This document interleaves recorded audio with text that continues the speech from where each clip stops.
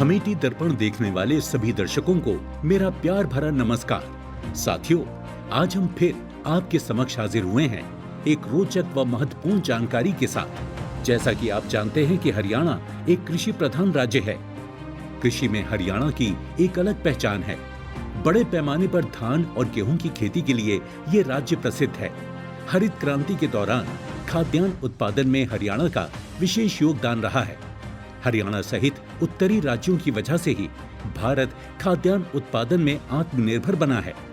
हरित क्रांति के दौरान अंधाधुंध रासायनिक उर्वरकों व कीटनाशकों के प्रयोगों से खाद्यान्नों में जहरीले रसायनों का स्तर बढ़ने लगा है, जिससे मनुष्यों के साथ साथ पशु पक्षी व जानवर भी गहरी बीमारियों की चपेट में आने लगे हैं।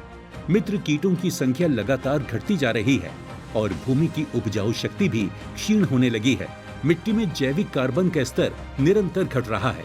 पानी के बेशुमार दोहन से भूजल का स्तर भी लगातार घटता जा रहा है। बार बार किसानों को कृषि बाजार से महंगे कृषि आदान खरीदने पड़ रहे हैं, जिससे किसानों पर कर्ज का बोझ बढ़ता जा रहा है।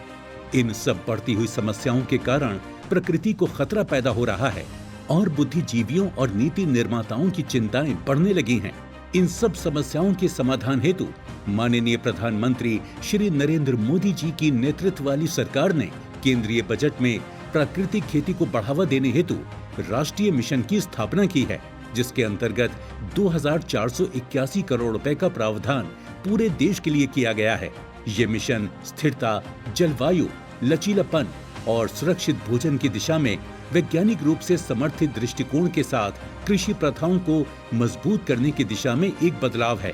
किसानों और कृषि अधिकारियों को प्राकृतिक खेती हेतु प्रशिक्षण देने व जागरूक करने की जिम्मेदारी राष्ट्रीय कृषि विस्तार प्रबंधन संस्थान हैदराबाद व केंद्रीय जैविक एवं प्राकृतिक खेती गाजियाबाद जैसे संस्थानों को दी गई है, जिसके अंतर्गत पूरे देश के लगभग 1 करोड़ किसानों को विजन के साथ प्राकृतिक खेती के प्रति जागरूक करने का बीड़ा उठाया गया है।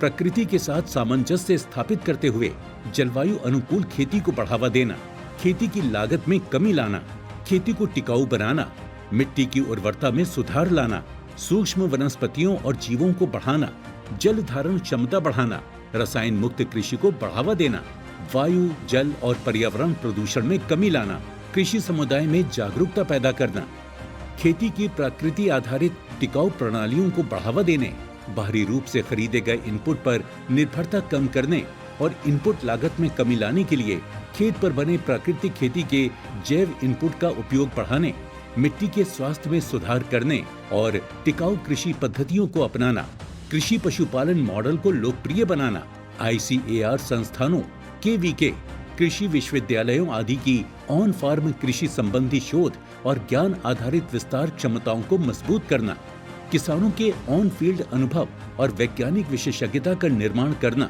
ताकि प्राकृतिक खेती के प्रसार को बढ़ाने के लिए स्थान विशिष्ट प्राकृतिक खेती पैकेज को विकसित और सुधारा जा सके। प्राकृतिक रूप से उगाए गए रसायन मुक्त उत्पादों के लिए वैज्ञानिक रूप से समर्थित सामान्य मानक और आसान किसान अनुकूल प्रमाणन प्रक्रियाएं स्थापित करना, प्राकृतिक रूप से उगाए गए रसायन मुक्त उत्पादों के लिए एकल राष्ट्रीय ब्रांड बनाना और उसे बढ़ावा देना। हरियाणा सरकार ने भी प्राकृतिक खेती को बढ़ावा देने हेतु हमेटी, जींद सहित अन्य कई प्रशिक्षण केंद्रों पर प्रशिक्षण देने की शुरुआत की है। सरकार द्वारा जागरूक किसानों के पंजीकरण, निशुल्क प्रशिक्षण प्रदान करने हेतु पंजीकरण की सुविधा पोर्टल पर उपलब्ध करवाई गई है। प्राकृतिक खेती की शुरुआत करने वाले किसानों को एक देसी गाय की खरीद पर 30,000 रुपए प्रति गाय प्रोत्साहन राशि भी दी जा रही है और प्राकृतिक खेती में प्रयोग हेतु जीवामृत इत्यादि इनपुट बनाने व भंडारण हेतु 200 लीटर के 4 ड्रमों पर भी 3,000 रुपए प्रति किसान सहायता दी जा रही है। इसी क्रम में राष्ट्रीय कृषि विस्तार प्रबंधन संस्थान हैदराबाद द्वारा हमेटी संस्थान जींद को 4 दिवसीय प्रशिक्षण के माध्यम से 50 मास्टर ट्रेनरों को तैयार करने का लक्ष्य प्रदान किया गया है और हमेटी संस्थान द्वारा ये प्रशिक्षण मैनेज हैदराबाद के दिशा निर्देशानुसार आयोजित करके 50 मास्टर ट्रेनर तैयार किए हैं।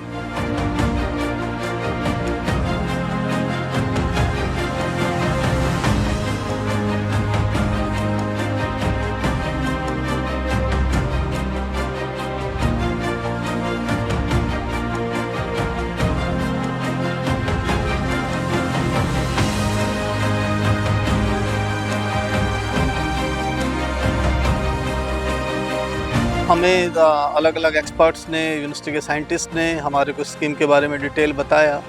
कल हमारे को एचयू के साइंटिस्ट ने बताया कि जो हम कन्वेंशनल फार्मिंग इस टाइम कर रहे हैं, जो हम खेती कर रहे हैं, जो पेस्टिसाइड फर्टिलाइज़र का हम एक्सेस यूज़ कर रहे हैं, उसकी स्थिति ये आ चुकी है कि एक एक्सट्रीम लेवल जो हमारा पेस्टिसाइड रेजिड्यू है वो हमारी वेजिटेबल्स में, हमारी सीरियल क्रॉप्स में, हमारी पैडी में मिल रहा है, जिसके कारण पैडी का एक्सपोर्ट भी कम हो रहा है।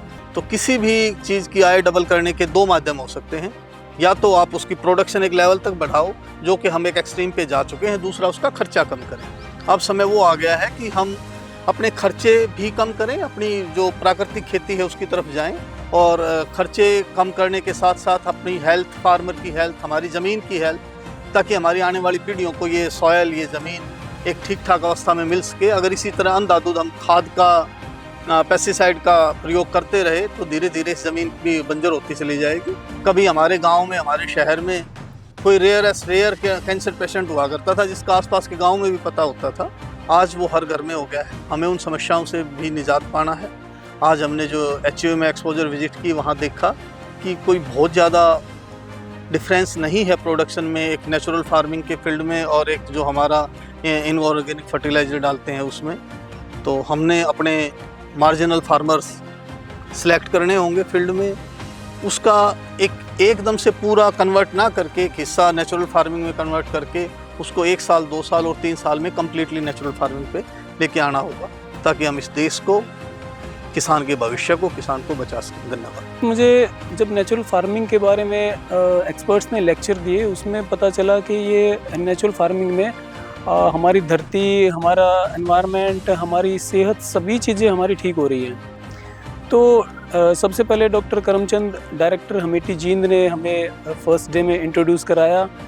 उन्होंने बताया कि मैनेज हैदराबाद द्वारा ट्रेनिंग संचालित की जा रही है, और ये ट्रेनिंग बेसिकली मास्टर ट्रेनर्स एक तरह से तैयार किए जा रहे हैं, ताकि वो फार्मर्स को आगे फर्दर तैयार कर सके, उनको आगे मोटिवेट कर सके, ताकि स्कीम को और भी आगे ले जा सके।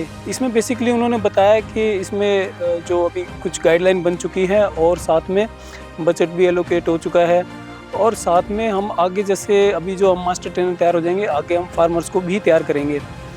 अभी जो एक्सपर्ट्स के लेक्चर हुए उनमें नेचुरल फार्मिंग हमने काफ़ी सीखी, और जो हमने आज फार्म विज़िट की उसमें हमने हमारे साइंटिस्ट हैं, उन्होंने हमें फील्ड विज़िट कराई।